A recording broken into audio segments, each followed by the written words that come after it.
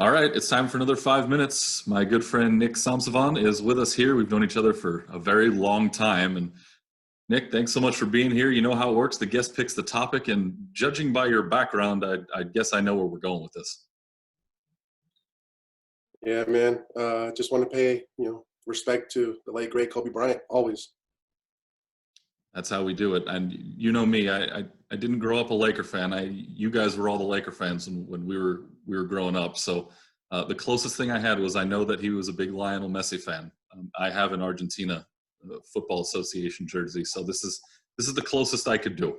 But we're gonna remember some of the good times that Kobe gave us, and we're gonna put 5 minutes on the clock. And here we go. So the one thing we chatted about was talking about our favorite moments, and I'm going to start with my favorite Kobe moment. There wasn't a lot of times I cheered for the guy. I think that's known on the court.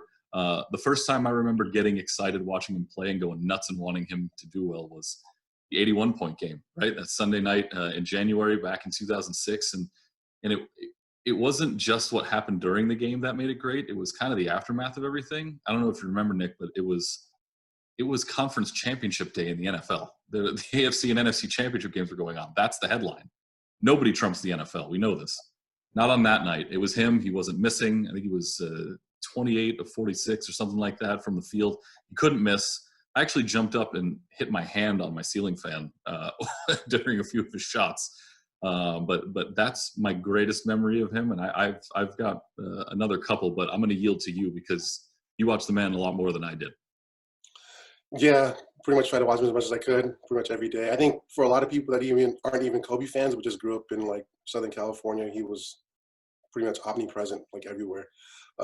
My favorite Kobe moment is the 2010 NBA Finals, Game 7.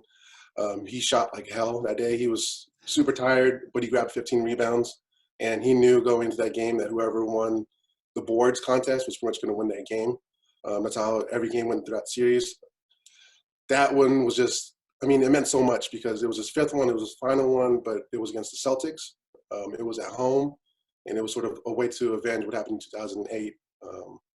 That's my favorite, like, personal Lakers fan memory, but my favorite memory of him, like, all-time game is his final game. I rewatched that game constantly. He was on fire the last, like, 3 minutes. Yep, that was the day that he ripped my heart right out of my chest, and I couldn't be mad about it. I think everybody knows I'm a Utah fan, but that was something that was incredible. And I know he was a guy who's been very inspirational to everybody around the world, and you in particular. He was your guy. I remember growing up. That's the guy you talked about, and the inspirational thing was almost more transcendent than the actual performance on the court, I think. And for me, the other memory I was going to share are his two Olympic appearances in 2008 and 2012, the times when I could really get behind him and put all my energy into supporting him. And he wasn't the leading scorer. He wasn't the leading rebounder. He wasn't the leading assister on either of those teams. But him just being there turned the Redeem team into what they were. He was the captain in '08. They beat Spain in the gold medal game. And those are the moments that really got me going, and that's what I'm going to remember him for the most. I think in 2012 and maybe 2008 too, he was the finisher in those games. Mm-hmm. Everyone pretty much was like, it was LeBron, it was Melo, it was like D Wade. It's all these guys that are like in their prime, and they all looked at Kobe to take him home.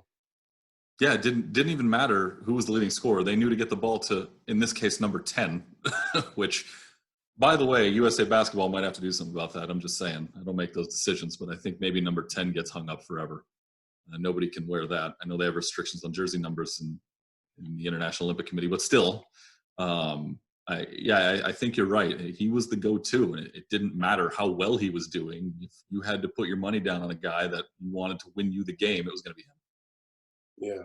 And I think just the biggest thing about sports alone is just like it's analogous to life. And I think with Kobe Bryant, he showed you that hard work can get you anything, and or can get you further than you ever thought you could, at least. And I think for most of us that grew up with him, or most people that are child of immigrants, it sort of resonate with that sort of ethos of sort of just outwork everybody in the room. Yeah, I point to you as an example. You weren't just a fan; you took that to heart, and you now working in the technology field, which I don't think shocks anybody. You have a background, and I don't. I couldn't figure that out. But the fact that you know, we follow each other on social media. I see a lot of your posts, and you always talk about how inspirational he is to you, and you just don't stop. It's you know, boots on the ground all the time. You go hard for him every day. Yeah, man. Just try to do for others what he did for me. You know what I mean, just try to inspire other people to sort of just do more than what they thought they could, or what's expected of them, at least. Yep, and I think he was the first athlete in our generation that we got to grow up and see from start to finish that we remember. Him and Derek Jeter probably the two that we got to see their whole career and see what they did for everybody. Yeah, and those two guys sort of represent for their sports, played on one team, and the two biggest like franchises in both sports. It's pretty amazing. I wish he was still here. You know, it was cool sort of seeing the final farewell game that he had, where sort of people were just giving him his flowers when he was still here. So it just, yeah, timing just sucks. 2020 is trash. Yeah, it's been a little tough. That's the time. That's 5 minutes. It goes by really fast. But glad you could stop by and talk about Kobe. For as many times he tore my heart out, you still had to respect the guy, and I certainly did. So thanks for stopping by, and we'll talk to you soon. Definitely. Mamba forever.